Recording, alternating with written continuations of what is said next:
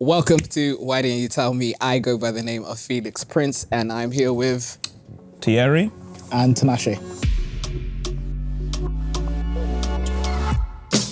Today we are talking about Black history and what it means to us. So the first question is, what did you learn in school about Black history? See, Black history was always a bit of an awkward one in school, I think. Like, if You man had stuff at Black History School, yeah? it was always awkward because they'd be like, I'd be the only black person in my class, and so then when the teacher would broach a subject, being like, "Oh, we're gonna do like Black history," or it's not even like Black history. You learn it in Black History Month. You got 1 month in the year, basically. Yeah. And it felt like everyone turned around and was like, "Hey Terry, what was it like being a slave?" But you were in Stockton and Tees, People right? said that to you, yeah? Oh my days. Oh, come on, listen, kids can be mean, man. Yeah, actually, it's People true. said some mad stuff, but Jeez. yeah, like if we were lucky to learn it, it was always surrounded and pertained around the subject of slavery. Yeah. And also then Martin Luther King. It's like black people have only existed in 2 points in time. Yeah. And that is all we're allowed to know, and that is all we're given. We're never pointed to extra resources, or we're never told, you can find out more here. Even when you did like your revision on like, remember like GCSE bite size, or BBC bite size? Like it was very never in limited, there. yeah. It wasn't there, was Yeah. it? No. It's really interesting, for me, because like, I only know Black History Month as kind of like a UK thing when I first moved to the UK. We didn't have Black History Month in Zimbabwe, which is really interesting. So Called every day. yeah. So yeah, that was just like history at school every day. Yeah. So then did history... So history was about Zim then? Not just Zim, it was about obviously the world. Yeah. But there was quite a lot of African history there. Okay. And Black Really? history, yeah. I'm jealous. So for me, it was like, to be honest, I knew what Black History Month was from, I think it was like MTV maybe, because I knew then there was like a conscious effort to portray black characters or whatever, to kind of have that conversation. But it was a really novel topic for me because history, when I grew up, was just taught like African history, European history. There wasn't really, kind of that name, that Black history. So it's interesting, really, to be completely honest. Yeah, because I think for me, it was like, I enjoyed school, but I don't think when I kind of pinpoint on Black History Month, being October and everything, is that there wasn't really that much learning that I did, which was transformative for me. And it was always something where I had to research myself. Yeah. If I wanted to find out more in-depth analysis of what the I Have a Dream speech was, I think when we even think of the I Have a Dream speech, it's only that stanza of my kids, this is my dream, this is all of it, but it's actually a very, very long speech. Yeah. And I remember that when I went to being a theatre kid, they were like, in Black History Month, they were like, Felix, why don't you do the Martin Luther King speech? So I was like, all right, cool, I'll do it, but it wasn't. You didn't do it, did you? No, I did do it, but it wasn't the thing of where I focused on the I Have a Dream. Yeah. I read the whole thing. Yeah. So it gave me a bigger pride because I actually understood what he said in it. It wasn't just, this is the middle bit. It was the 7 years ago, and understanding what history was to me, it gave me a pride. But when I went to school, there wasn't that, let's uncover what this means. Where in like a GCSE history, we uncover everything to do about the World War. We understand the economic strife which was going on. We don't understand about the conditions which made the white Europeans want to come to Africa. If we understood that, maybe that would give us a consciousness to be like, okay, we understand that, and that's a history of where you were coming from, and this is where we were coming from. But because we're never given that analysis, we're just given this, you guys are slaves, you guys had Martin Luther King. Even just giving us our flowers, Yeah. Because even when we talk about like World War and stuff like that, like giving us our flowers, like the contributions of black and brown people in the World War was stupendous. It was monumental, wasn't it? It was. Yeah. It was absolutely wild. And so then even then, when still not giving out flowers, like let's say, okay, we're not doing black history, blah, blah, blah, whatever, but we're not even mentioned. We're not in a single picture. We're not in a single book during the war. Yeah. It's like, well, how do you think the Allies won this war if it wasn't for their empire that came together and said, listen, we'll back you, man? Yeah, so again, it's really interesting because I had that perspective when I was growing up in terms of why maybe the European settlers moved from Europe to Africa when I was growing up, because of maybe how the education system was designed. But there wasn't, like I said, that month where specifically kind of attributed to Black history. So I guess the question really is, why can't we have that where you can just have history and you learn about different histories and, do you know what I mean? And actually get an overview of everything that happened. So I think you can still have that African history and Black history, but also you can still have that, you know, because at school we had all of that. I still learned about the World War, all the things that we're talking about, but equally I still had, you know, specifically Zimbabwean history. So I understand, you know, how colonialism started, you know, how they gave away the country or how they were tricked to giving away the country, all those different things, but also equally learning about not just Zimbabwean like leaders, learning about Zambia, Malawi, you know, Egypt, do you know what I mean? Different areas. So it's really interesting, isn't it? I think our curriculum it's achievable. Yeah, basically. it is. Yeah. I think one of our friends, Mel's, she did something on why is my curriculum white? Yeah. And that was a really good one in showing how stubborn our kind of British curriculum is. And it doesn't have the ability to flex with the times. So even, you know, I know at the moment we're talking about like Black history, but like there isn't even enough flex to also talk about, you know, LGBTQ community history and things like that. Or even when it comes to like female empowerment, stuff like that, it goes back to suffragettes and then no one really says anything after that. Do you know what I mean? And so it just doesn't have the flex to be able to move with the times and accommodate for the people that it's actually teaching. Yeah. And it's she did a piece of work basically to look at seeing if we can roll kind of Black curriculum or even the education of, you know, Black people across our kind of school curriculum, whether it be university or at school and stuff like that. But the fundamental flaw was the curriculum itself couldn't even hack it. Yeah. It doesn't even understand how to do it or how to grade it or where does it slot in? What do we take out? Or it just doesn't. Do they even have the right information as well? Because that's don't even have the right teachers. That's you barely got Black teachers, so do you know what I mean? Yeah. So I'm not gonna have, you know, even the Black teachers getting into there is difficult enough, let alone. I think even when you break down what the curriculum is that, you know, we as a podcast we love to talk about nostalgia and how we loved school and the lessons that we learned. But then when you look at actually what the curriculum is that it's not adaptable. Two, it's not in tune with what's going on in society. So even if we're talking about a maths lesson, is that there's so much history in maths where there's Black history, but that's not connected. So that then it seems that it's so far removed. So when you're looking at the world of mathematics, it's always the white pioneers who are put in front. So when you're in a classroom, and even if you're a child who, you know, knows their Black history, and you go, yo, teacher, well, go on, you said that, but actually the father of algebra, I don't know who the father of algebra is, but Egypt. It's like, yo, the father of algebra is da-da-da-da-da-da. The teacher will be like, nah, you're wrong. But because they don't know the history themselves, they haven't really seen that connection with a cultural identity, which will then help a student to see themselves as like, yo, they can do well. I never saw a picture of like a Black inventor or nothing. No. It actually made you feel like of everything that's been created in the world, it's only ever been created by white people. Black people wouldn't create like you said at the start, the only history when I eventually moved here, the only history that I kind of saw in school was probably about sort of slavery. But to be honest, it wasn't substantial enough. There was quite a lot of history around medicine and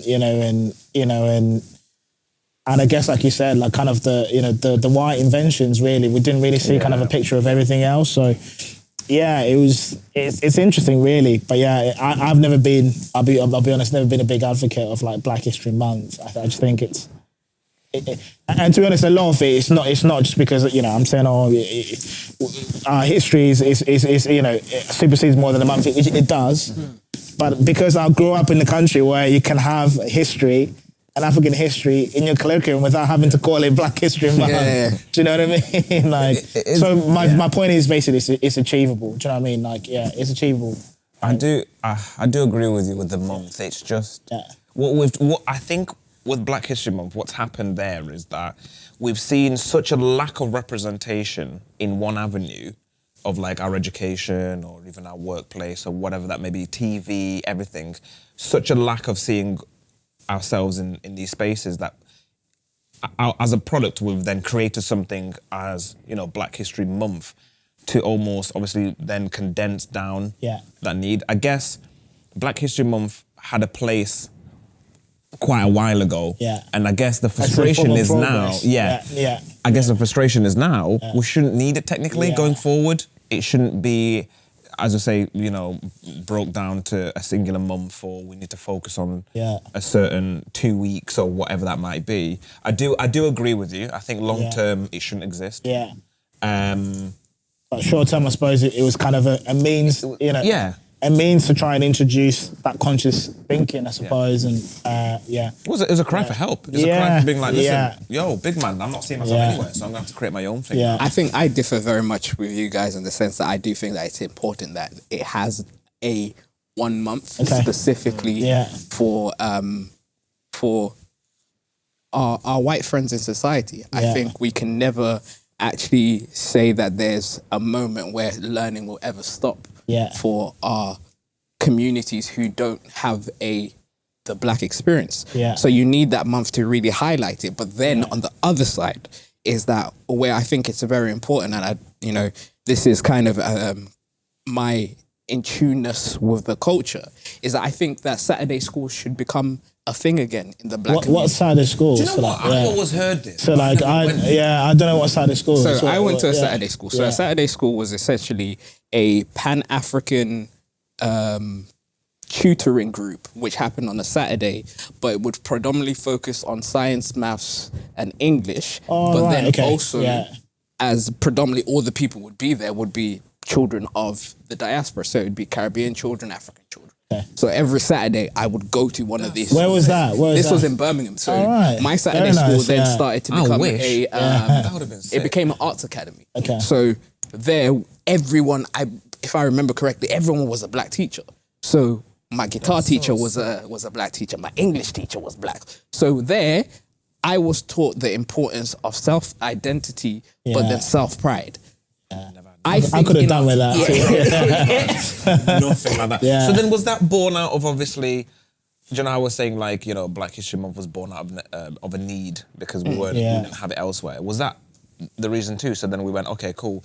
Well, our kids aren't getting the education that they need, you know, from the people who look like them. So then something was created for them. So the Saturday school started kind of after the Windrush generation, and it became such a pioneer of, you know, people like Akala, and that's why like we love Akala on this podcast. But he's a product of a Saturday school. So that kind of pride that you hear him speak, and then, you know, I don't like to brag about myself, but when some people hear me speak, they're like, yo, you speak very well for yourself. You identify yourself. But it's the fact that as a child, I was given the pride of who I am, who my cultural people are. As you're saying, I think one of the reasons why you're even in the career that you are is because you're audacious, because you learnt about your history. So you knew that you had the ability to pioneer into spaces where you already are, but you're not told about yourself. So I think Saturday schools are important for the Black community, where it builds up the resilience in the young people to know that this world is for you, but there will be some people who are against you. But you have the necessary skills where, yes, you go to a school 5 days a week, but on this Saturday, we teach you about yourself, about who you are, about what you are capable of as a people, but then also to make sure that you're 30, we're going to teach you the things which they teach you in school with the people who are actually already in the schools. I love that. So I think for me, that's where Saturday schools are very important. Who paid for that? Bro, it was us. It was our parents. Was it? Yeah. Oh, so it was never government funded. so This is sick. a funny thing. And churches were the ones which were like pushing Saturday schools. So Seventh-day Adventists, Black-led churches, those were the things which were, you know, those were the community bases which said, you know what, we want to change our position. We want to change our children's lives. Let's get our resources together. Let's see who's a teacher. Let's see who can good. teach. So for me, I think in this new day and age, after the George Floyd and I call it this new civil rights movement. This new civil rights movement needs action, and the action is education. And if you educate young people on self-awareness of who they are, but then also the ability to go into different industries. I love STEM, but I think it's very short-sighted as well. Because when you look at Black history and the kind of gains that we've made, it's been on the science, the technology, and the everything else. But our artists have been the drivers. So if you think about, I've done quite a bit of research. When you think about Martin Luther King, he went to prison bare times. You know who bailed him out? This guy called Harry Belafonte, if I'm correct in saying it. Guy was the biggest artist in Hollywood at the time, bailing him out. So there's a duality where obviously the science, the technologies, and all paving the way. They pave the way. They create pioneers. Yeah. But let's not forget the ability for artists to change culture. Yeah. So I think there's a duality in having together, Black History Month as a standout for obviously the other ethnic minorities who don't know about our contribution to human history. Yeah. But then for us as a community, we need Saturday schools again. Yeah. So that the pride that we have as young Black men, we can instill that in our children. We can talk I'd love to go. If anyone knows a Saturday school, reach out. I'd love to go. Do you know, I was just thinking when you were talking, I can actually see where that add value. In my personal life, I would have loved that.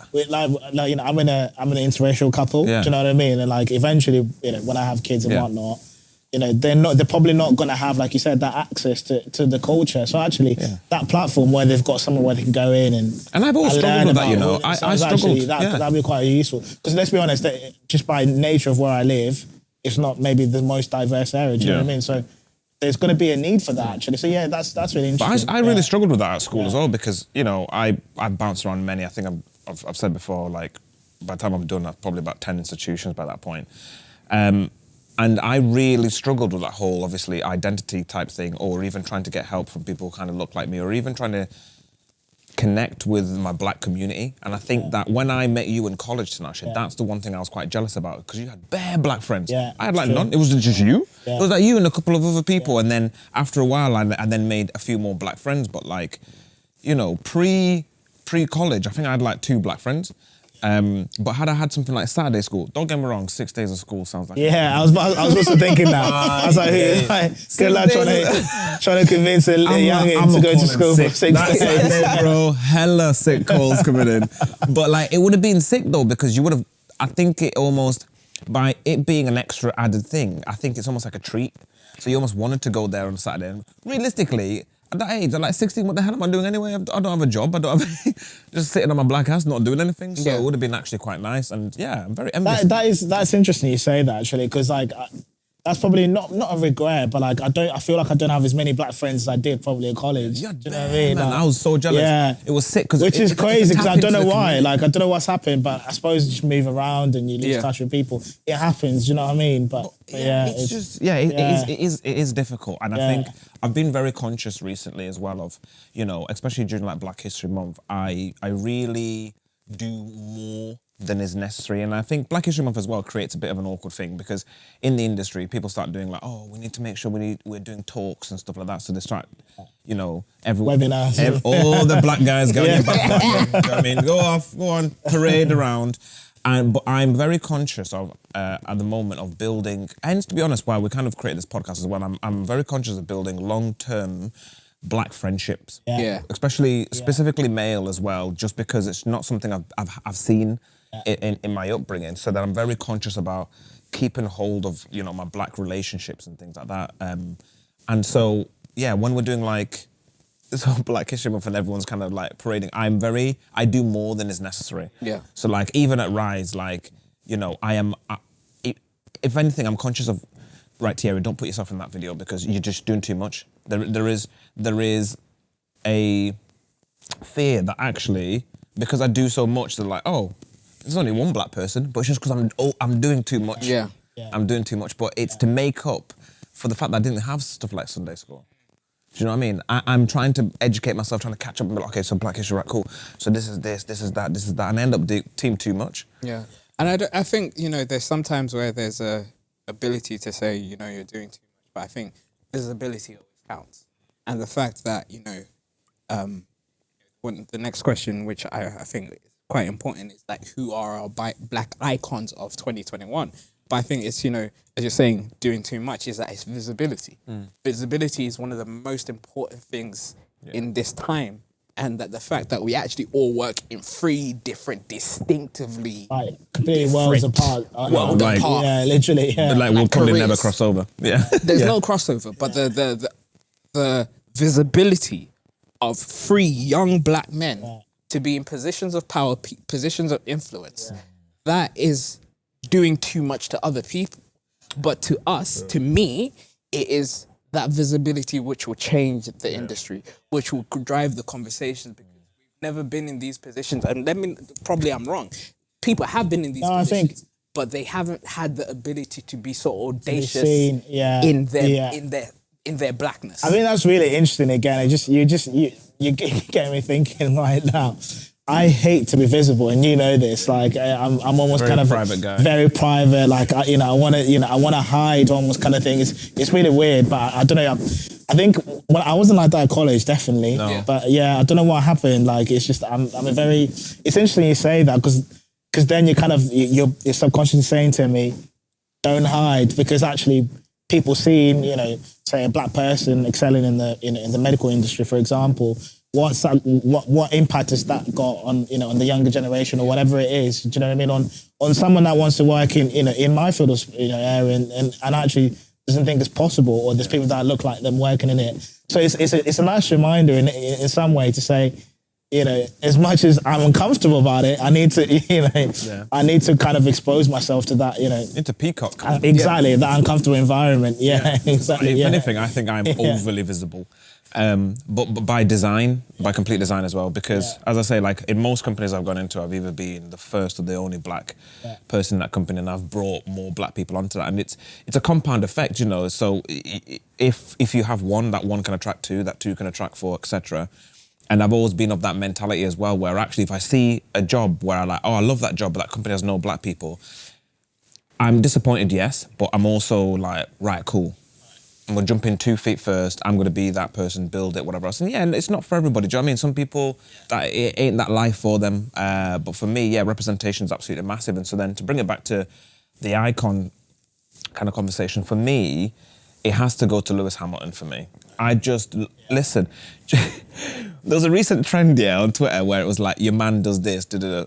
Have you ever seen it on Twitter? No, I didn't see that. Anyway, they were just saying like, there was a lot of bad things with it, but one of the funny ones was like, oh, your man takes turns to take pictures of the bottle in the club. And it was just like, it was one of them. But like... We've all done it though. I know what we've it means. We've all been through that stage. But one of them was like, oh, your man DMs celebrities being like, oh, well done, whatever. But I did that for Lewis Hamilton. He's never... Did you get triggered? You saw that? I did it. I was compelled to. It was almost for me to put it out into the universe, and I DM'd him. I said, "Listen, big man, you're never going to see this, but keep doing what you're doing, because the representation that you've done there, what he's done is the equivalent of ran to the top of the hill, and then used that platform he's now gained to benefit everybody who looks like him. Even like, was it the Met Gala where they bought the table, so then he bought black designers, like." The dude is just, and also George the Poet just recently put out a thing where, so George the Poet, Lewis Hamilton approached George the Poet and said, look, I want to put a poem together that is, highlights, black artistry, essentially. And what I'm going to do is I'm going to print each line and I'm going to wear it on a separate T-shirt for the entire season. And he's been doing it, stuck to his word. Every single race, he has one of those T-shirts on. And the T-shirt is also, so George the Poet wrote the poem, but then the T-shirt's also designed by black artists. Like, he doubles down on supporting the... I've never seen anyone of our generation of this, at the caliber that he's at the top of the hill, so viscerally representing us. And as well, it's black British, because obviously, prior to him, I'd be talking about like the Jay-Z's and things like that, but we never really had any really connect, British.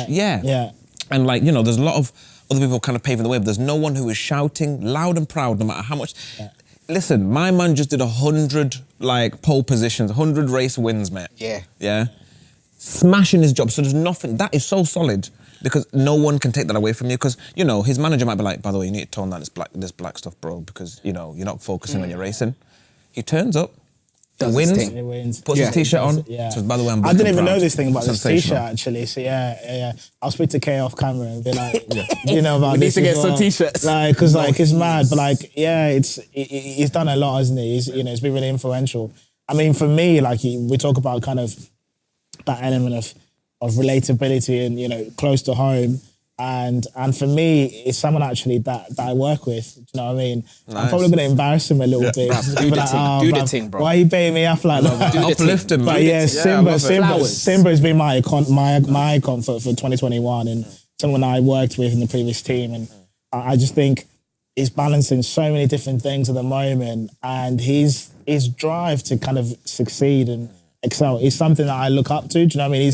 He's someone, when he talks, I listen. Do you know what I mean? I'm holding on to kind of every single word. So you know when someone's like that, you know, they've got an influence on you. Do you know what I mean? He's, you know, balancing the newborn child, changing a new job, like, you know, he brought me into, like, you know, marketing as well, and, you know, all of those different things. So I think, you know, he's someone I think, okay, I want to emulate what you've done. I want to achieve what you've done within this industry. And visible. And I like, do you know what I like about him as well? He's kind of, his mentality to keep progressing.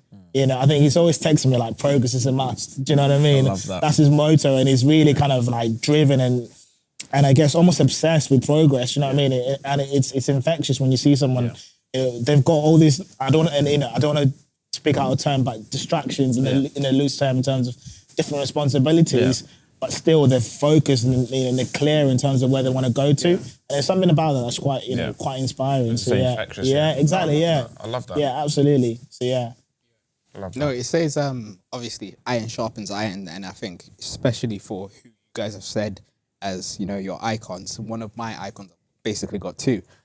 One icon is you, Mandem, and Appreciate for the that, fact that, you know, this journey that we've been on to create this podcast is something which has been done on top of balancing relationships, on top of the pandemic, on top of family issues, family health issues, on top of just trying to find ourselves and, you know, growing as men. moving house. Moving house, congratulations on that. And like, for me, is the reason why I even say that is because I see you now, but I see you 5 years, 10 years down the line.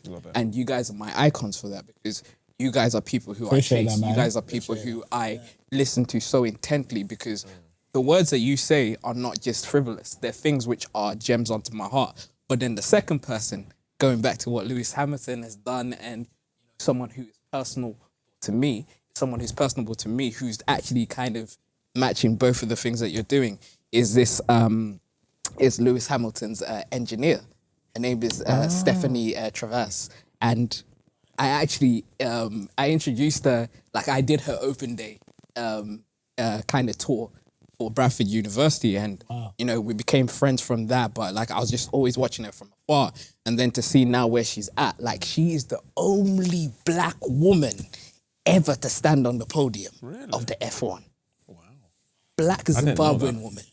So for me, to know someone so personable to say, yo, you know, my hand in her future was very, very little. But to know that she's progressed so far as a black woman, doing bits and inspiring so many young black women to go into STEM and then go into F1, I feel like, yo, that is what being a pioneer, being an icon is. And I think especially in our generation, the Martin Luther Kings are important, the Malcolm X's are important, all those people are important. But right now, we are the new black icons. And if we don't take that mantle, it's all gonna be lost. So whatever field that we're all in, we are those pioneers, we are those icons. So let's stand the ground, let's make the moves, let's make change in this world, because we have that identity and that cultural ground to say, yo, we've done this before. So we can do it. And there's power in that, isn't it? There's power in like, I've done this before, so I know I can do it. Do you know what I mean? Like, you know, I can relate to, for example, moving to a different area. Like the first time I experienced it was painful. But the second time, less painful. The third time, I'm like, okay, I'm a pro at this. You know what I mean?